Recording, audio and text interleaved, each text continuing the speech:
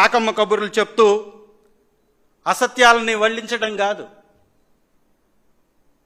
ఇంకొక మాట ఏమంటారంటే తెలుగుదేశం పార్టీ నాయకులు నక్క ఆనంద్ బాబు గారు YSR Congress party drama party అంటారు. నిజంగా ఒక్కసారి ఇక్కడ ఉన్నటువంటి మీడియా మిత్రులందరూ ఆలోచన చేయండి. సినిమాల్లో డైలాగులు సినిమాల్లోనే ఉంటాయి. సినిమా చూసి బయటకు వచ్చేసిన తర్వాత దాని గురించి పట్టించుకోవద్దు అని ఈ వ్యక్తే అంటాడు. ఇది కేవలం వినోదం కోసమే తప్ప జ్ఞానం కోసం కాదు అంటాడు. నిజంగా వీళ్ళ అజ్ఞానానికి ఆస్కార్ అవార్డు ఇవ్వాల. ఎంత అజ్ఞానులు అంటే వీరు స్కూల్ విద్యార్థుల్ని మంచి మంచి సినిమాలకి ఈ రోజు కూడా తీసుకువెళ్ళి చూపించేటటువంటి విధానం మన రాష్ట్రంతో పాటు దేశంలో కూడా ఉంది. సినిమా అనేది వినోదంతో పాటు విజ్ఞానాన్ని అందించేటటువంటి ఆయుధం. నిజంగా సినిమా అనేది కానీ లేకపోతే మీ పార్టీయే లేదు, మీ పార్టీకి పుట్టుకే లేదు. సినిమా అనేటటువంటి ఒక సాధనం ద్వారా వచ్చినటువంటి పార్టీయే మీ పార్టీ. ముందు ఆ జ్ఞానాన్ని పెంచుకోండి. మీరు ఇంత బుద్ధి లేకుండా వచ్చేసి టీవీల ముందు కూర్చొని మాట్లాడితే ఎట్లా? సినిమా అనేది వినోదంతో పాటు విజ్ఞానాన్ని అందించేది.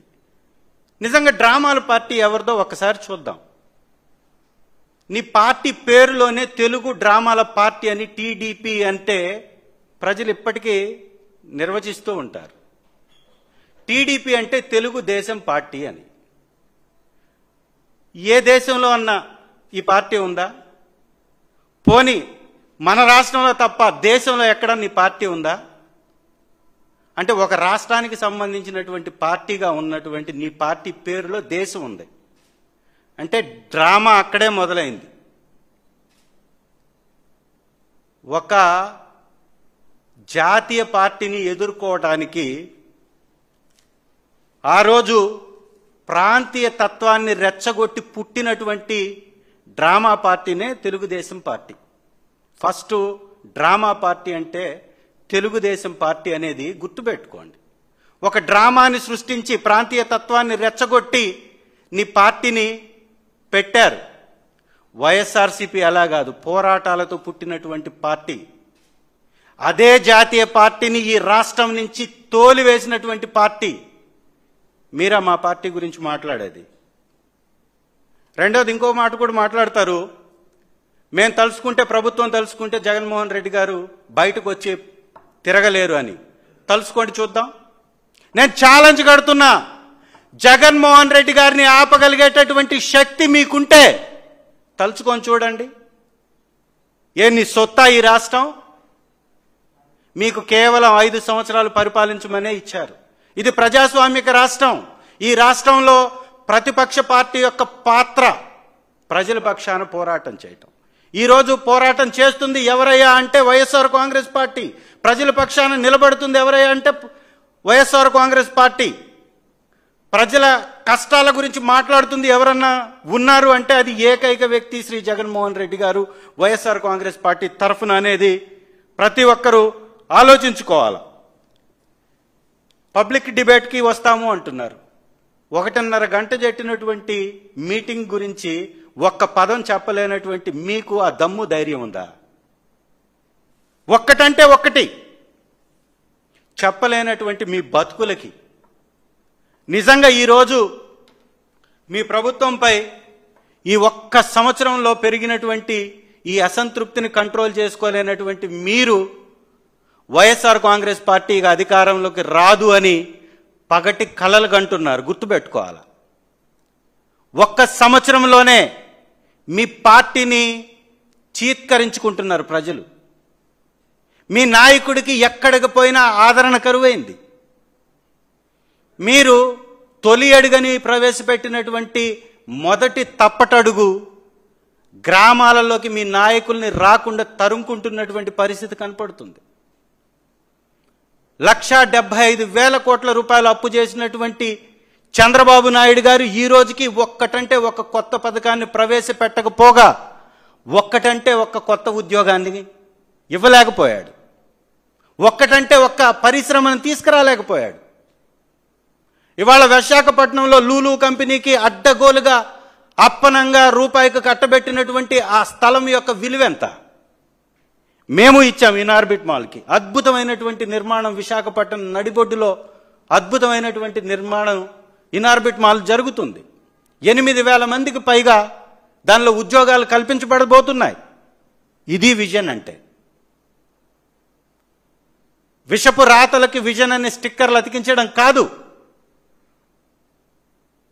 అస్త్రాలుగా మీ యొక్క తెలుగు దేశం పార్టీ యొక్క మీడియా ఛానల్స్ ఉన్నాయి, పత్రికలు ఉన్నాయని పిచ్చి రాతలు రాసి విజన్ అనే స్టిక్కర్స్ పెట్టుకొని 40 సంవత్సరాల నుంచి ఊరేగినట్టు ఇప్పుడు ఊరేగుతామంటే కుదరదు. ఇప్పుడున్నది వైఎస్ఆర్ కాంగ్రెస్ పార్టీ. మీ అబద్ధాలని ఎత్తి చూపుతూనే ఉంటాం, మీ అసత్యాలని ఎత్తి చూపుతూనే ఉంటాం, మీ ఫెయిల్యూర్స్ని ఎత్తి చూపుతూనే ఉంటాం.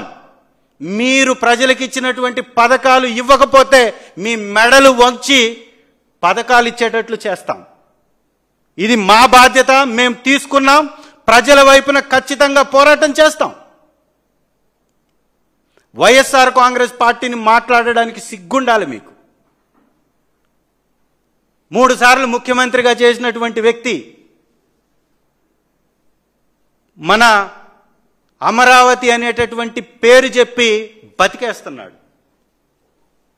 6 సంవత్సరాలు అయిందా ఈ రోజుకి అమరావతి అనేటటువంటి పేరు చెప్పి పరిపాలించడం మొదలుపెట్టి చంద్రబాబు నాయుడు గారు 6 సంవత్సరాలు కంప్లీట్ చేసుకున్నారు. అమరావతిలో ఏం చేశారా మీరు? ఒక్క అభివృద్ధి కార్యక్రమం జరిగిందా? చిట్ట చివరికి కేంద్రం నుంచి వచ్చినటువంటి నిధులను కూడా మీరు డైవర్ట్ చేశారని, అమరావతికి కేటాయించినటువంటి నిధులను కూడా కేంద్రం ఇవ్వకపోతే ఇవాళ జోలి పట్టుకోవడానికి మళ్ళీ వెళ్ళాడు. అమరావతిలో ఒక నిర్మాణం కనపడుతుందా? సంవత్సరంలో కంప్లీట్ చేస్తానన్నటువంటి పోలవరం కంప్లీట్ అయిందా? వెలుగొండ ప్రాజెక్ట్ కేవలం 5,000 కోట్లు ఇస్తే కంప్లీట్ అయ్యే వెలుగొండ ప్రాజెక్టుకి 250 కోట్లు ఇచ్చి ప్రకాశం జిల్లా ప్రజల జీవితాలపై దెబ్బ కొట్టింది వాస్తవం కాదా? వ్యవసాయం దండగానేటటువంటి చంద్రబాబు గారి మాటల్ని నిజం చేస్తూ పరిపాలన మీరు సాగిస్తుంది వాస్తవం కాదా? వ్యవసాయానికి మీరు మద్దతు ధర లేకుండా పొగాకు, పత్తి, మినుము, పెసర, మిర్చి, నిమ్మ, కోకో, ఆక్వాకల్చర్ ఎక్కడికక్కడ పడకేసింది వాస్తవం కాదా? మామిడికి మద్దతు ధర లేకుండా 2 రూపాయలు అమ్ముడవుతుంది వాస్తవం కాదా?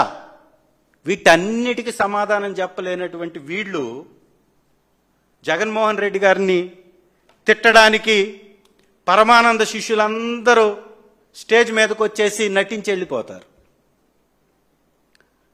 దళితులంటే అగౌరవం. నిన్న కూడా వారి మాటల్లో వారు మాట్లాడుతూ గలీజ్ బ్యాచ్, గంజాయి బ్యాచ్ అని మాట్లాడుతున్నారు. నువ్వు పుట్టినటువంటి జాతిని కూడా గౌరవించుకోలేనటువంటి స్థితికి దిగజారిపోవటం నిజంగా తెలుగుదేశం పార్టీలో ఉన్నటువంటి దళిత నేతల యొక్క దిగజారుడుతనం కాదా అని నేను అడుగుతున్నా. ఒక దళిత బిడ్డని రోడ్డు మీద పడవేసి కొడితే సపోర్ట్ చేయవలసింది పోయి గలీజ్ బ్యాచ్, గంజాయి బ్యాచ్ అని డిప్లొమా చదివినటువంటి విద్యార్థుల్ని మాట్లాడుతున్నారంటే ఇంతకంటే దిగజారుడు తనముందా? కాబట్టి జగన్మోహన్ రెడ్డి గారు చెప్పినటువంటి ప్రతి ఒక్క విషయం వాస్తవం.